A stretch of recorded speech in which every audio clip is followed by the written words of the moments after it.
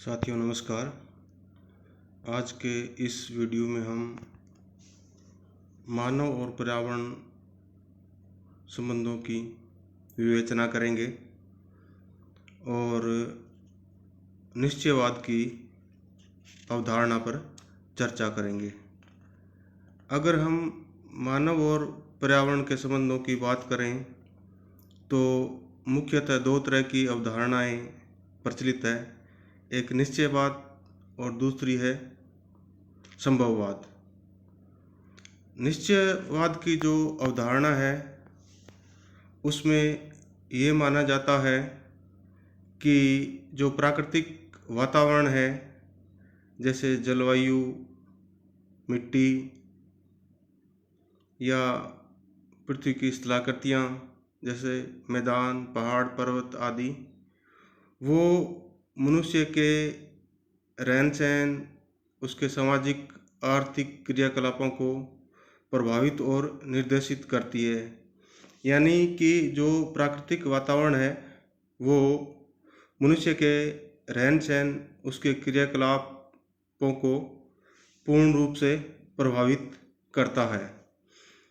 ये जो अवधारणा है इसको पर्यावरणीय निश्चयवादी अवधारणा भी कहते हैं, क्योंकि इसमें जो प्राकृतिक वातावरण है वो मनुष्य के क्रियाकलापों को प्रभावित और निर्देशित करता है। इसको हम एक उदाहरण से समझ सकते हैं।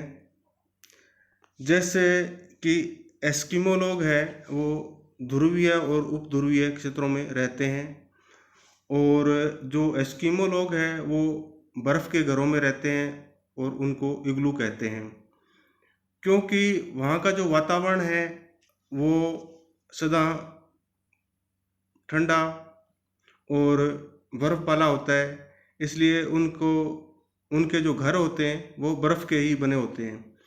दूसरा, उनकी जो आर्थिक क्रियाएं होती हैं वो शिकार करके अपने जीवन का निर्वाह करते हैं, क्योंकि वहाँ की जो प्राकृतिक वातावरण है वो बर्फीला होता है और उस एरिया में खेती करना संभव नहीं होता। तो जो एस्किमो का जो जीवन है वो निश्चयवादी अवधारणा को बड़े सही ढंग से रिप्रेजेंट करता है। निश्चयवादी अवधारणा को प्रमुख रूप से आगे बढ़ाने का कार्य वो जर्मनी के भूगोलवेताओं द्वारा और अमेरिका के भूगोलवेताओं द्वारा किया गया है। निश्चयवादी अवधारणा के प्रमुख प्रतिपादक जर्मन भूगोलवेता एवं मानव भूगोल के जन्मदाता फ्रेडरिक रेटजेल थे, और उन्होंने अपने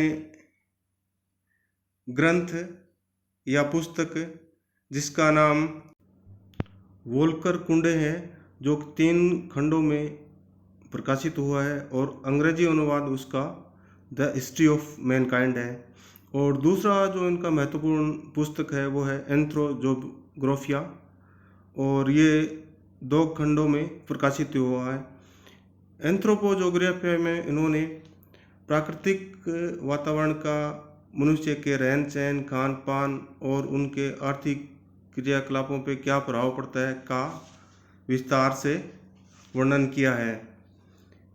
इसी कड़ी को आगे बढ़ाते हुए 1859 में चार्ल्स डार्विन ने अपनी पुस्तक जीवों की उत्पत्ति या ओरिजिन ऑफ स्पीसीज प्रकाशित करवाई, और उन्होंने बताया कि जीवों के विकास एवं प्राकृतिक वातावरण में घनिष्ठ सहसंबंध होता है, और चार्ल्स डार्विन की इस अवधारणा ने कि सर्वाइवल ऑफ फिटेस्ट ने पर्यावरणीय निश्चयवाद की अवधारणा को वैज्ञानिक ढंग से प्रस्तुत किया और इसको आगे बढ़ाया।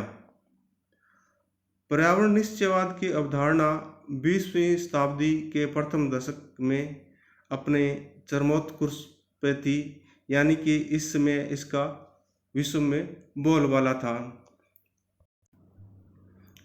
इस समय अमेरिका के भूगोलवेताओं ने इस अवधारणा को आगे बढ़ाया। इसमें William Morris Davis, Ellen Churchill Semple, Ellsworth Huntington नामक 3 भूगोल वक्ताओं ने पर्यावरणीय निश्चयवाद की अवधारणा को और अधिक सशक्त किया और फ्रेडरिक रेडजेल की शिष्या और अमेरिका की चर्चित भूगोलवेत्ता एलन चर्चिल सैंपुल ने अपनी पुस्तक जो कि 1911 में प्रकाशित हुई थी, भौगोलिक वातावरण के प्रभाव या इन्फ्लुएंसेस ऑफ ज्योग्राफिकल इन्वायरमेंट में वातावरणीय निश्चयवाद की अवधारणा को पूर्ण समर्थन दिया और उन्होंने ये बताया कि जो मनुष्य है वो भी पृथ्वी की तल का उपज है। Man is product of earth surface, ये कई बार परीक्षा में वाक्य आता है और दिया होता है कि इस वाक्य को स्पष्ट कीजिए, तो हमें उसमें निश्चयवादी अवधारणा का वर्णन करना होता है, ये ध्यान रखें। और जो एलन चर्चिल सैंपुल थी उसने अपनी जो पुस्तक है उसमें यह लिखा था कि मनुष्य पृथ्वी तल की उपज है। इसका अभिप्राय केवल इतना ही नहीं कि वह पृथ्वी का बच्चा है और उसकी धूल का कण है, वरन यह भी है कि पृथ्वी माता ने उसका पालन पोषण किया है, उसके लिए कर्तव्य निश्चित किए हैं, उसके विचारों को निश्चित दिशाओं की ओर मोड़ा है, उसके समक्ष ऐसी कठिनाइयाँ उपस्थित की है जिससे उसके शरीर को बल मिलता है और बुद्धि को तीव्रता। पृथ्वी ने उसको नौ संचालन और सिंचाई की समस्याएं दी है और साथ ही साथ उसके कान में उन समस्याओं का हल भी बतला दिया है।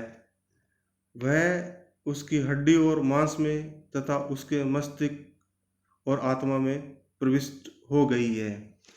यानी कि जो एलन चर्चिल सैंपुल थे उसने बड़े स्पष्ट रूप से यह बताया है कि किस तरह जो प्राकृतिक वातावरण है वो मनुष्य को प्रभावित करता है। इसी तरह अमेरिका के भूगोलवेत्ता एल्सवर्थ हंटिंगटन ने भी निश्चयवाद की अवधारणा को मजबूत आधार प्रदान किया। उन्होंने अपनी पुस्तक सभ्यता और जलवायु जो कि 1915 में प्रकाशित हुई थी में प्राकृतिक वातावरण के मानव पर नियंत्रण को स्पष्ट किया और उन्होंने ये बताया कि वातावरण मानव के रहन सहन, कार्यों, कला, साहित्य, धर्म, शिक्षा तथा सामाजिक और सांस्कृतिक संस्थाओं को प्रभावित करता है। इस तरह हम कह सकते हैं कि जो निश्चयवादी अवधारणा है वो प्रकृति के निश्चय को पूर्ण मानती है और यह अवधारणा ये मान के चलती है जो मनुष्य के कार्यकलाप है, आर्थिक क्रियाकलाप है, रहन सहन है, वो सभी प्राकृतिक वातावरण से प्रभावित और निर्देशित होते हैं। लेकिन 20वीं शताब्दी के आगे के साथ विकास के साथ निश्चयवादी अवधारणा की आलोचना भी होने लगी और इसके आलोचक ये कहते हैं कि मानव पर्यावरण का दास न होकर अपनी बौद्धिक क्षमताओं से पर्यावरण में परिवर्तन भी करता है और एक नई विचारधारा नवनिश्चयवाद का समर्थन करते हैं। नवनिश्चयवाद की अवधारणा को हम नेक्स्ट वीडियो में पढ़ेंगे और इस पे चर्चा करेंगे। थैंक्स। इस वीडियो को अधिक से अधिक बच्चों में शेयर करें ताकि वो भी लाभान्वित हो सकें। धन्यवाद।